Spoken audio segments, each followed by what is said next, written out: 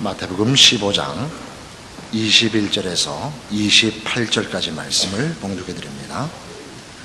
마태복음 15장 21절에서 28절까지의 말씀입니다. 예수께서 거기서 나가사 두로와 시돈 지방으로 들어가시니 가나안 여자 하나가 그 지경에서 나와서 소리질러 가로되 주 다윗의 자손이여 나를 불쌍히 여기소서. 내 딸이 흉악히 귀신 들렸나이다 하되 예수는 한 말씀도 대답지 아니하시니 제자들이 와서 청하여 말하되 그 여자가 우리 뒤에서 소리를 지르오니 보내소서. 예수께서 대답하여 가라사대 나는 이스라엘의 집에 잃어버린 양 외에는 다른 데로 보내심을 받지 아니하였노라 하신대 여자가 와서 예수께 절하며 가로되 주여 저를 도우소서. 대답하여 가라사대 자녀의 떡을 취하여 그들에게 던짐이 마땅치 아니하리라.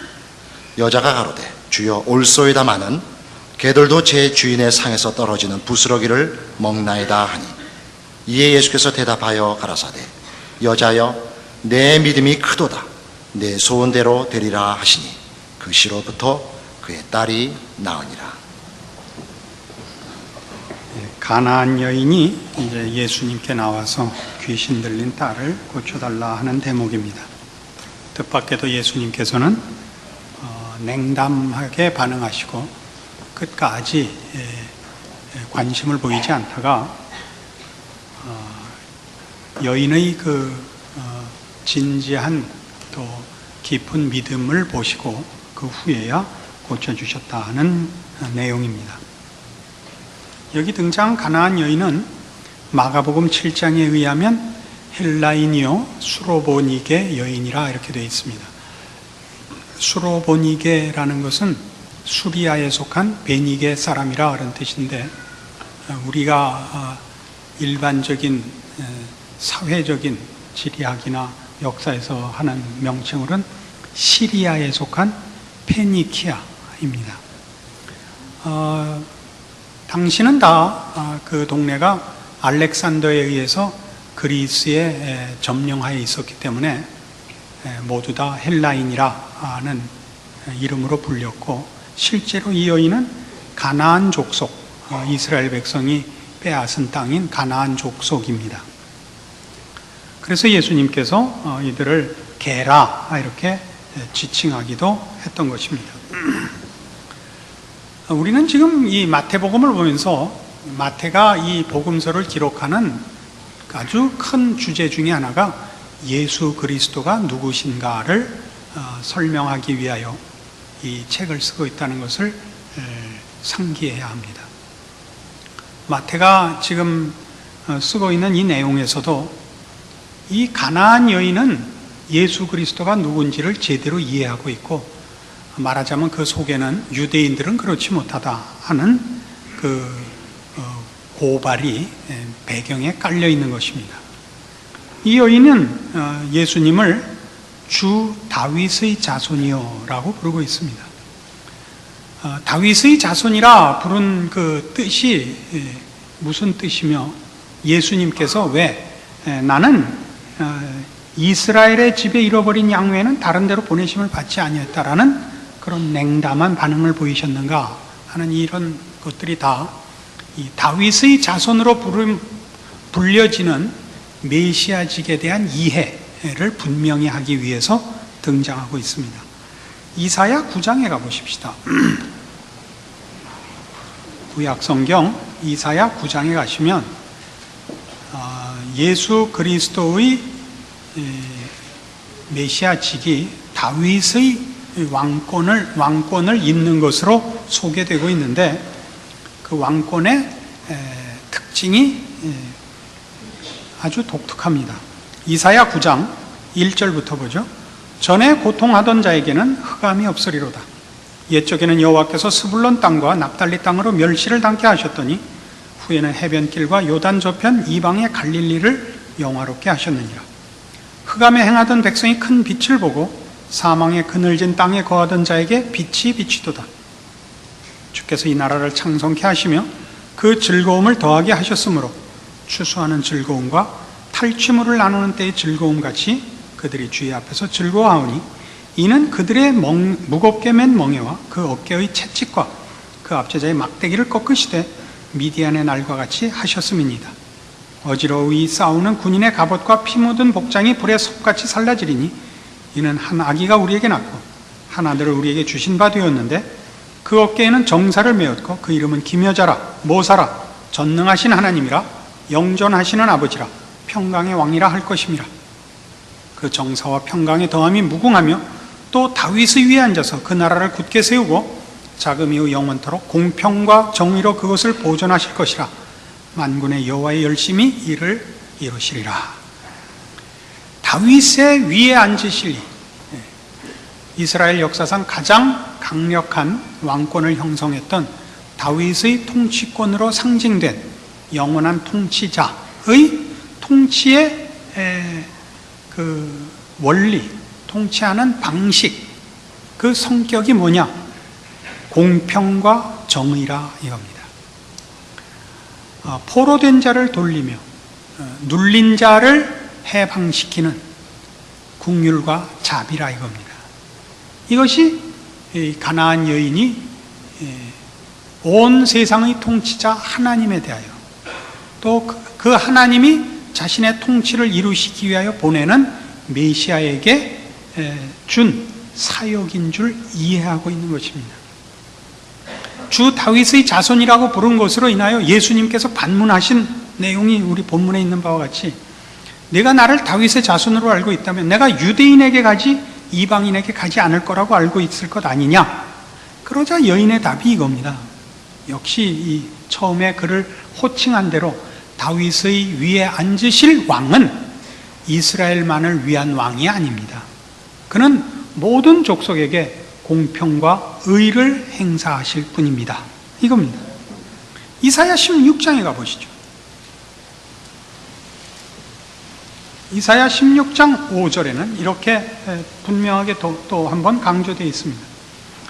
다윗의 장막의 왕위는 인자함으로 굳게 설 것이요 그 위에 앉을 자는 충실함으로 판결하며 공평을 구하며 의를 신속히 행하리라. 다윗의 왕권에 앉으실 위는 그 왕권을 휘두르실 이는 인자하실 것입니다. 인자함으로 굳게 설 것입니다. 그게 이 가나안 여인이 예수 그리스도에 대해서 아는 바요 그의 믿음입니다. 그리고 우리 모두는 이 통치자 앞에 은혜와 자비를 얻어야 되는 존재인 것을 아는 것입니다. 여기서 말하자면 마태가 이 사건을 기록함으로써 스스로를 개라 취급받음을 당연시 여기고 예수님 앞에 나와 엎드린 이 여인과 당연히 그 옆에 같이 엎드렸어야 할 유대인들을 비교하고 있는 것입니다. 유대인들은 저들이 선민이요 하나님의 백성이요 율법을 소유하고 있는 것으로 이미 하나님의 자녀라고 여기고 있습니다. 자녀이면 더욱더 그 아버지 앞에 순종해야 할 것 아닙니까? 남이라면, 하인이고 종이라면, 혹은 짐승이라면, 가축들에 불과하다면 얻어먹기나 바쁘지 아버지의 뜻을 따르는 더 고급한 일에 순종하는 일과 배우는 일을 할 필요도 없고 수준도 안 되지만 자녀라면 더욱더 그래야 하죠. 그런데 유대인은 그러지 않고 있는 것입니다. 이 가나안 여인이 이해하고 있는 것은 이겁니다. 시편 84편에 가봅시다. 시편 84편은 고라 자손의 시라고 되어 있습니다. 10절 말씀 봅시다. 주의 궁정에서 한 날이 다른 곳에서 첫날보다 나은즉 악인의 장막의 거함보다 내 하나님 문지기로 있는 것이 좋사오니 여호와 하나님은 해요 방패시라. 여호와께서 은혜와 영화를 주시며 정직히 행하는 자에게 좋은 것을 아끼지 아니하실 것임이니이다. 만군의 여호와여 주께 의지하는 자는 복이 있나이다. 고라 자손은 이 가문의 어른인 시조인 고라가 이 자손은 다 레위 지파입니다. 레위 지파의 가문인데 출애굽 때 모세가 이스라엘 백성 위에 받는 영광과 그 지위를 시기하여 한번 반항했던 여러 사람과 연계해서 모세의 지도권에 반항했다가 하나님 앞에 아주 몹시 혼났던 그 가문입니다. 그럼에도 불구하고 뒤에 역사를 보면 이 고라 자손이, 그 가문이 멸문지화를 받지도 않았고 또 그 직책을 빼앗기지도 않았습니다. 레위 지파로서 그 가문이 존속됐고 성전에서 일하는 모든 일에 그들이 아직 일을 하고 있는 것으로 보입니다. 단 여기 있는 표현으로 보아서 조금 힘들고 좀 그 일에 중심되는 데서부터는 밀려난 일들을 맡은 것이 아닌가 싶습니다. 여기 있는 대로 내 하나님 문지기로 있는 것이 좋습니다 라는 표현이 그런 상상을 하게 합니다. 근데 이 고라 자손이 깨우친 게 뭐냐면 10절에 있는 바와 같이 주의 궁정에서 한 날이 다른 곳에서 첫날보다 나은 즉 악인의 장막에 거함보다 내 하나님 문지기로 있는 것이 좋습니다 이겁니다. 악인의 장막에 거한다 하는 것은 자기를 의지하고 사는 자들의 장막에 손님으로 가는 것, 주빈으로 대접받는 것, 혹은 그런 자기를 근거해서 사는 자로서 주인이 되는 것, 이런 것과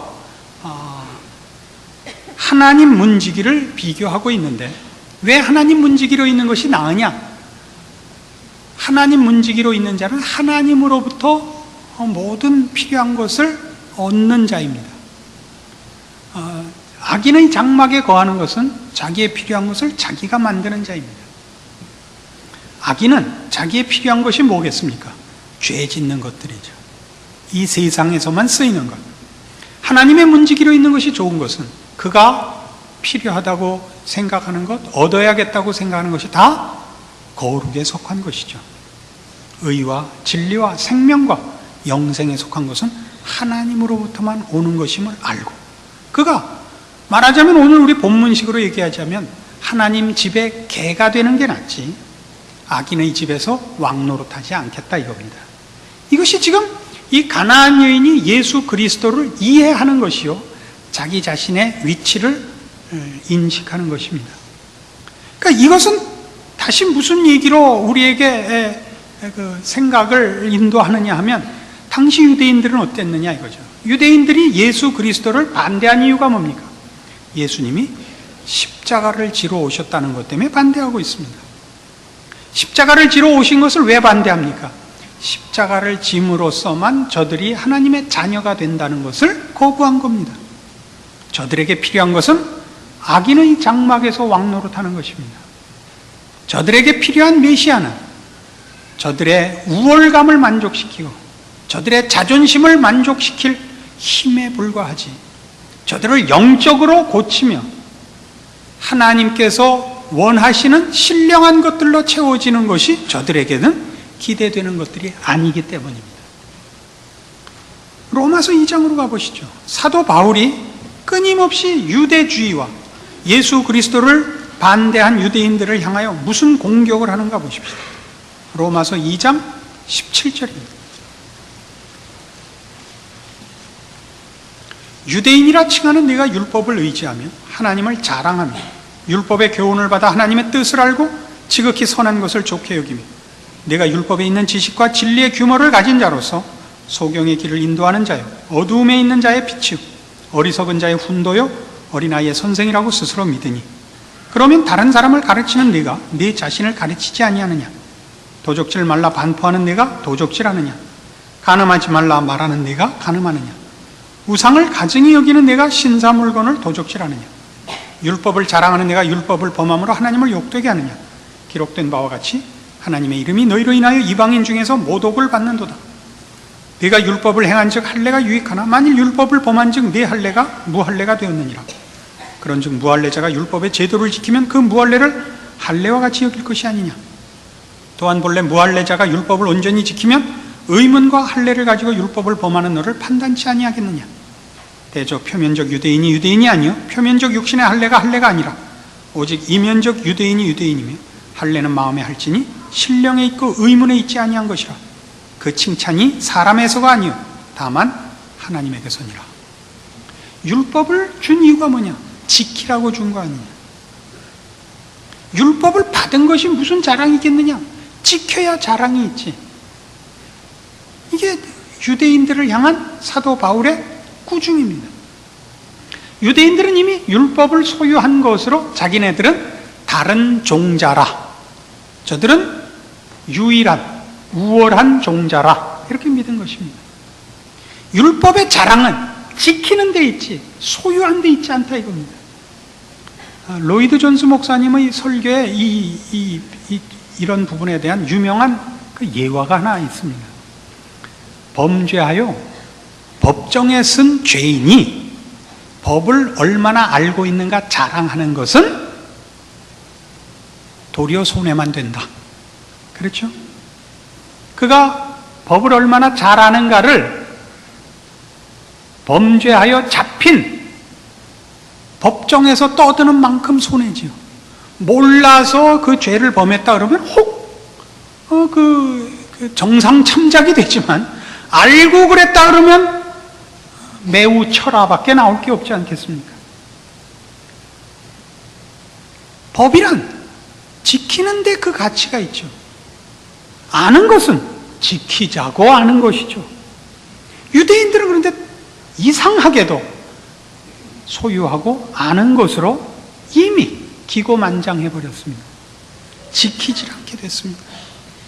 그리고 자기들과 이방인들을 구별하는데 율법을 아느냐 모르느냐, 할례를 받았느냐 안 받았느냐에 이것들을 동원하고 그것을 써먹지 않고 있습니다.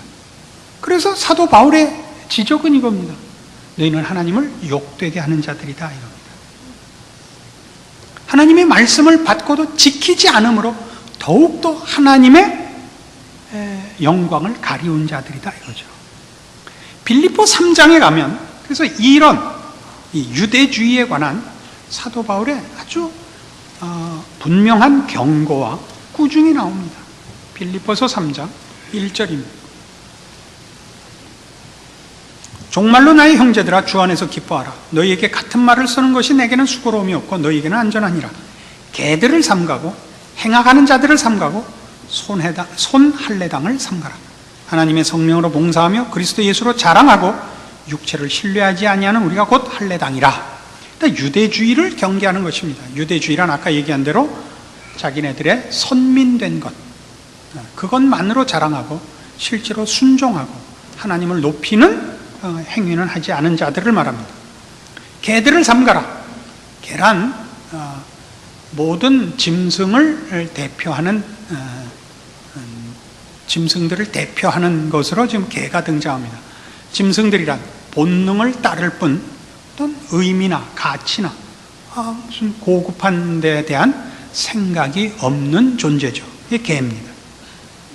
행악하는 자들이란 윤리적 도덕적 차원에서의 범죄를 행하는 자들을 말하는 것이 아니라 이 기독교를 반대하는 당시의 유대주의자들을 말합니다. 하나님의 베푸시는 은혜와 자비, 하나님의 거룩하심들에 대하여 자신들의 자랑을 앞세워 하나님의 은혜를 방해한 자들, 행악자들입니다. 손할례당, 여기서 말하는 손은 손해본다는 뜻의 손자입니다. 할례를 행하되 그 할례가 그 할례를 행함으로써 나는 하나님의 백성이라, 선민이라, 하나님의 자녀라. 그래서 그가 충성된 하나님의 사람으로 사는 일에 그 할례를 써먹지 않고 다만 할례를 행한 것, 그것을 무슨 훈장인 것 같이 달고 다니고 실제적인 하나님의 사람으로는 살지 않는, 그래서 그저 피부를 상처낸 것에 불과한 가식자들이라는 의미에서 유대인들을 손할례당이라 이렇게 평하고 있습니다. 유대인들에게 있어서는 이런 표현들, 저들을 개라고 하고 행악자들이라 하고 손할례당이라고 말하는 것은 대단하게 공격하는 것입니다. 더 이상 짝을 찾을 수 없는 통렬한 꾸중입니다. 근데 이런 일들은 오늘날 현실에 있어서도 우리 예수 믿는 자들에게는 늘 골칫거리입니다. 유대주의라는 것은 유대인들에게만 있는 것이 아니고 모든 인간들에게 있는 것입니다. 종교를 빙자하여 자신이 남보다 우월하다고 믿는 그런 생각은 우리 모든 인간들의 공통된 본성일 것입니다. 예수를 믿은 것이 자랑인 겁니다. 예수를 믿어서 예수 믿는 자로의 책임과 변화는 없고, 예수를 믿은 자랑, 안 믿은 자와 비교한 자랑만 있다면 이건 아주 지랄이에요. 난 믿었고 넌 안 믿었다. 믿었으면 믿은 내용과 표가 나야 된단 말이에요. 이걸 안 하고 있어요. 그러니까 한국교회는 그 표만 내고 있어요. 믿은 표를 내요. 믿은 표. 안 믿은 자와의 구별만 있고 믿어서 져야 하는 책임은 없어요. 믿은 자다운 게 없어요. 알아들어요? 아, 이건 누가 와서 들어야 되는데, 그런 생각이네. 우리 교회 표가 뭐예요? 너나 잘해, 이거예요. 각자가 들어야 되는 내용이에요. 여러분 스스로가 생각해봐요. 예수를 믿어서 뭐이 달라졌어요? 뭐가 달라졌냐? 어디 거기에 예수를 담고 쫓아가는, 자기를 부인하고 자기 십자가를 지는 행위가 있는가? 거기에 어디 하나님께서 우리에게 요구한 것 같이 원수를 사랑하고 너희를 위하여, 너희를 핍박하는 자를 위해 기도하라가 있나? 거기를 생각해 보라고요. 신자다운 내용과 변화는 없고 예수 믿은 자랑과 교만만 있어요. 어느 교회나 그래요. 한국교회 아주 대표적인 병폐예요. 그렇게들 잘난 척을 하는지 몰라요. 나 어느 교회 다녀요가 그게 그렇게 큰 자랑이에요. 큰 교회, 유명한 목사님 교회 다니는 사람들 특히 그래요. 뭐 우리 교인들이야 그럴 일이 없죠. 뭐 유명한 목사가 아니니까. 그런데도 또 그렇게 생각하는 사람이 있어요. 우리 딸. 그건 자랑이 아니에요. 이게 바로 가나안 여인을 등장시켜 이 사건을 기필코 기록하여 성경이 우리에게 가르치고 싶어 하는 거예요. 여러분이 믿은 예수님이 지금도 십자가에 달려 있으세요? 아니면 백마 타고 오세요? 예수님은 아직도 십자가에 달려 있으셔야 돼요. 여러분은 언제나 십자가를 지신 예수 그리스도로 말미암아 이 자리에 있고, 여러분의 요구를 십자가를 통해서만 하는 거예요. 십자가를 통한다는 것은 여러분이 구해야 할 것과 여러분이 가야 할, 그리고 채워야 할 모든 내용들이 하늘에 속한 것임을 말해요. 백마 타고 오시는 예수님을 기다리는 것은 지금 이대로 여러분은 다 갖고 있고 다 됐고, 이제 하늘로부터 여러분이 남보다 잘났다는 표만 받으면 되는 거예요. 이 후자는 유대인들이 범했던 실수며 오늘날 그토록 많은 성도들이 범하는 실수인 것입니다. 여러분들은 여러분 자신을 위하여 하나님의 은혜가 아직도 지속되어야 된다 하는 걸 인식해야 되고, 그리고 지금 예수님이 백마 타고 오셔서 심판하시면 안 됩니다. 제가 구원 얻을 때까지 기다려 주십시오. 이 마음에서 여러분 마음속에 아직도 예수님이 십자가 위에 있으셔야 되는 겁니다. 여러분은 여러분 자신이 개인 것을 알아야 됩니다.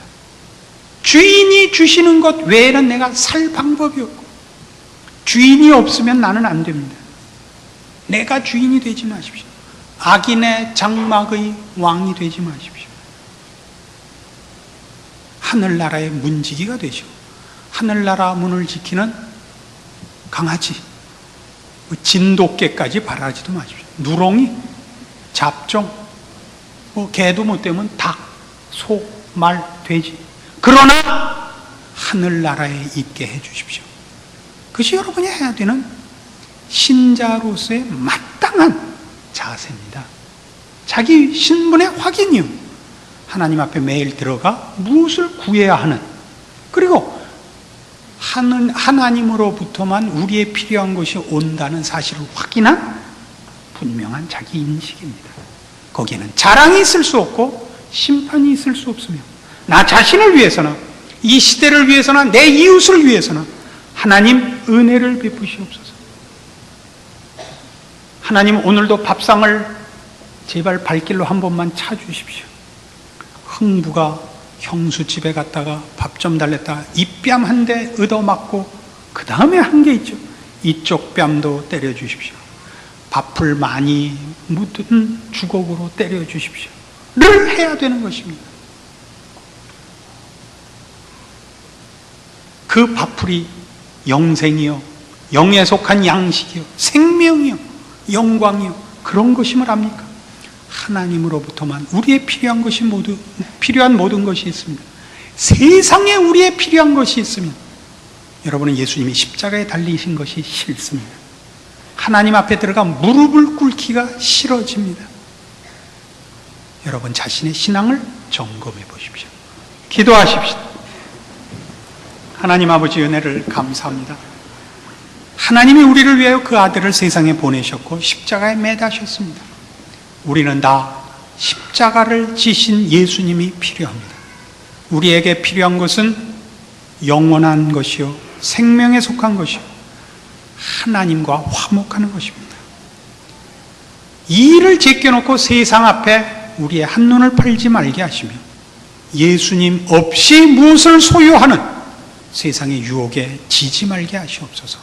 오늘도 주께서 지신 십자가를 바라보며 주를 뒤따라 하나님만을 의지하는 사람으로 존재하며 살며 충성하며 승리하는 우리 인생이 되게 하여 주시옵소서.